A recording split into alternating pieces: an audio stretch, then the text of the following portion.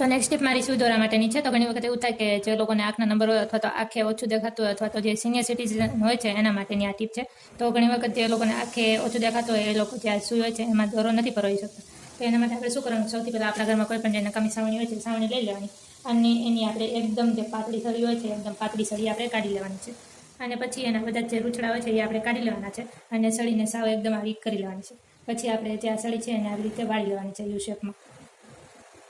પછી આપણે શું કરવાનું કે આપણે જે ચાંદલા હોય છે આપણા ઘરે ચાંદલા લઈ લેવાના છે અને એ બંને ચાંદલાને આપણે પહેલાં આવી રીતે ખોલી લેવાના છે અને પછી આ જે સળી છે એની એક સાઈડ આપણે જે આ ચાંદલો છે એને લગાવી લેવાનો છે આવી રીતે. એવી જ રીતે આપણે બીજી સાઈડ પણ જે આ ચાંદલો છે એને લગાવી લેવાનો છે. બીજો ચાંદલો આપણે લઈ લેવાનો છે અને એને પણ લગાવી દેવાનો છે.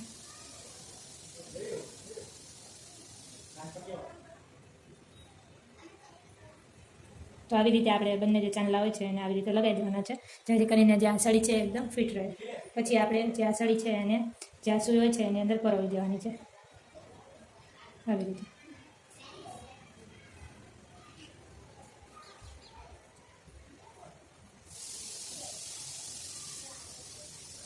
પછી આપણે શું કરવાનું છે કે આપણે જ્યાં દોરો હોય છે દોરો લેવાનો અને એને જ્યાં સળી હોય છે એની અંદર પરોવી દેવાનું છે.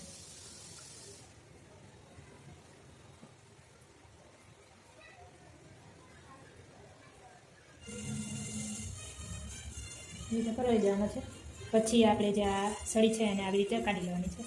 તો આવી રીતે તમે જે સૂઈ હોય છે એની અંદર દોરો પરોવી શકો છો. અહીંયા મારે પણ થોડીક વાર લાગી છે કારણ કે મારે પણ આંખના નંબર છે તો એના કારણે મારે પણ વિડીયોમાં બતાવવામાં થોડીક વાર લાગી છે. તો આવી રીતે તમે જે દોરો હોય છે એ એકદમ ઇઝીલી પરોવી શકો છો. તો આ જે ટીપ છે તમને કેવી લાગી મને કોમેન્ટમાં જરૂરથી જણાવજો અને આ વિડીયો તમે ક્યાંથી જોઈ રહ્યા છો એ પણ મને કોમેન્ટમાં જરૂરથી જણાવજો. તો આની પછીની ટીપ આપણે જોઈ લઈએ.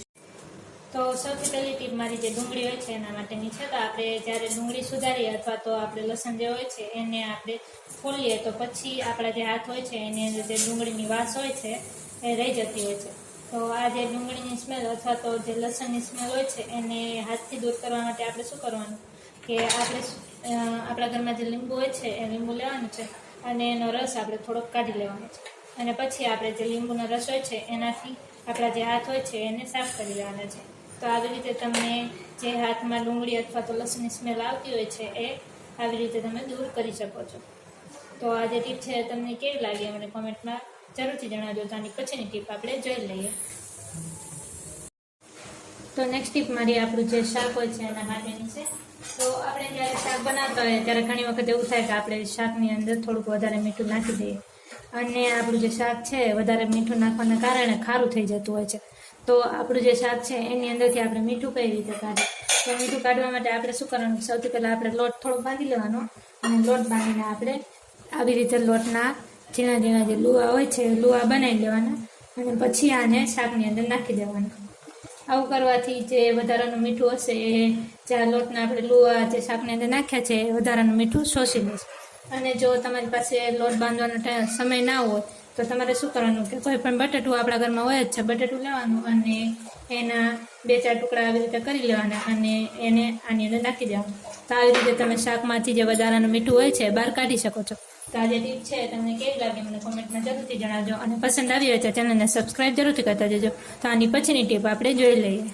તો મારી છેલ્લી ટીપ જે ખાંડનો ડબ્બો હોય છે એના માટેની છે. તો ઘણી વખત એવું થાય કે આપણે ભૂલથી પણ જો ખાંડનો ડબ્બો ખુલ્લો રાખી દીધો હોય તો એની અંદર કીડીઓ અને મકોડા જતા રહે છે. તો આ જે ખાંડનો ડબ્બો છે એની અંદર કીડીઓ અથવા તો મકોડા ન જાય એના માટે આપણે શું કરવાનું કે આપણે સૌથી પહેલાં એક વાટકીમાં લીંબુનો રસ કાઢી લેવાનો. પછી આપણે જે લીંબુનો રસ છે એને ડબ્બાની જે બહારની સાઈડ હોય ત્યાં લગાવી દેવાનો. આવી રીતે બધી સાઈડ આપણે જે લીંબુનો રસ હોય છે આવી રીતે લગાવી દેવાનો છે અને આપણે ઢાંકણ હોય છે ઢાંકણની ઉપર પણ લીંબુનો રસ છે એ લગાવી દેવાનો છે. અને જો તમારી પાસે લીંબુનો રસ ના હોય તો તમે જે લવિંગ હોય છે લવિંગના 6-8 ટુકડા તમે જે આ ખાંડ હોય છે એની અંદર નાખી દો તો પણ જે કીડી મકોડા છે એ આની અંદર થશે નહીં. તો આવી રીતે તમે ખાંડને કીડી મકોડાથી બચાવી શકો છો. તો આજનો વિડીયો તમને કેવો લાગ્યો મને કોમેન્ટમાં જરૂરથી જણાવજો અને પસંદ આવ્યો તો વિડીયોને લાઈક શેર જરૂરથી કરતા જજો અને ચેનલ ઉપર નવા તો ચેનલને સબસ્ક્રાઈબ જરૂરથી કરતા જજો. તો જોતા રહેજો બ્લોગ વધી ગયો ને તો કાલે પણ મળીશ તમને આવી જ અવનવી ટિપ્સ સાથે. તો જય શ્રી રામ, જય હનુમાન દાદા બધા.